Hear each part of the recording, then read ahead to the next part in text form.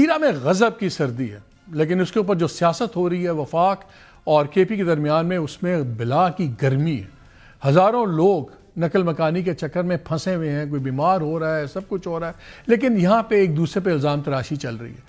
Who is to blame? حقیقت ہے کیا؟ اس پہ بھی بات کریں گے۔ اور کرکٹ پہ ایک بہت بڑا ایک سوال بنا ہوا ہے، کیا پاکستان کو T20 کا بائیکاٹ کرنا چاہیے بنگلہ دیش کی حمایت میں یا نہیں کرنا چاہیے؟ پروگرام کے سیکنڈ حصے میں اس پہ بڑی گرما گرم بحث ہوگی۔ لیکن آج معاملہ اتنا گرم ہو گیا ہے کہ کے پی کے جو وزیر اعلیٰ ہیں سہیل آفریدی صاحب، انہوں نے اسمبلی میں بھی بات کی، بعض جرنلسٹوں سے ہی بات کی، انہوں نے تو یہاں تک یہ الزام لگا دیا کہ گورنمنٹ اب تیار ہے کہ یا گورنر راج لگائے یا ان کو نااہل کروا دیں، اور اس سے آگے بڑھ کر یہ دونوں کام نہ ہوں تو انہیں مروا دیا جائے گا۔ دوسری طرف گورنمنٹ یہ کہہ رہی ہے کہ آپ نے ایک تماشا بنایا ہوا ہے، ایک یہ والنٹری موومنٹ تھی لوگوں کی جو آپ ہی کے جرگے کے مطابق وہ طے ہوا، لوگوں نے موسم کی وجہ سے موو کر رہے تھے، کسی کو فوج نے نہیں کہا، کسی کو گورنمنٹ نہیں کہا، اور پھر اس پہ جواب میں آفریدی صاحب نے یہ کہا کہ اگر اس کمیونیکے کے اوپر یہ جو بیان آیا ہے وفاقی گورنمنٹ کا، اگر اس پہ معافی نہ مانگی کل تک تو پھر میں اتوار کو آفریدی قوم کا ایک جرگہ بلاؤں گا اور اس کے بعد ایک قومی جرگہ بلاؤں گا، اینڈ دین باقی اتنی باتیں میں آپ کو کچھ سنا دیتا ہوں کہ انہوں نے کیا باتیں کی۔ فیصلہ کیا گیا کہ 3 آپشن ہیں، یا خیبر پختونخوا میں گورنر راج لگے گا، یا سہیل آفریدی کو نااہل کر کے ریجیم چینج آپریشن ہوگا۔ اگر ان دونوں میں کامیاب نہیں ہوئے تو پھر سہیل آفریدی کو مار دیا جائے گا۔ انہوں نے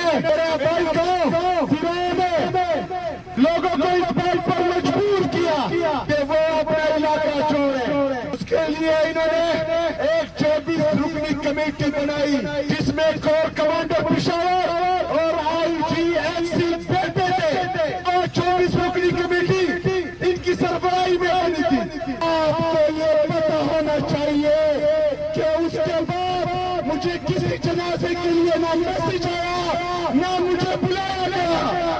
آج صبح ایک نوٹیفیکیشن وفاقی حکومت کی طرف سے نکلا ہے، اس میں کہا گیا ہے کہ جو تیرا کے متاثرین ہے یہ خود تیرا چھوڑ کر آ رہے ہیں۔ مجھے یہ بتایا جائے کہ وہ نواز شریف کے پوتے کی شادی میں جا رہے ہیں۔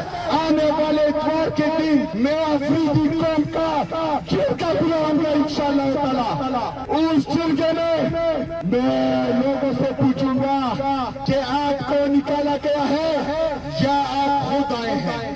اگر آپ کی بات جھوٹی ہوئی تو اتوار کے بعد انشاءاللہ تعالی اپنے لوگوں کو میں خود تیرا چھوڑنے جاؤں گا انشاءاللہ تعالی۔ میں اپنی صوبائی حکومت کو یہ ہدایت دیتا ہوں کہ آج کے بعد ہمارا جو بھی کسی بھی ادارے کے ساتھ یا وفاقی حکومت کے ساتھ جو بھی کنورسیشن ہوگی وہ ریٹرن میں ہوگی، جو بھی کنورسیشن ہوگی وہ ثبوت کے ساتھ ہوگی۔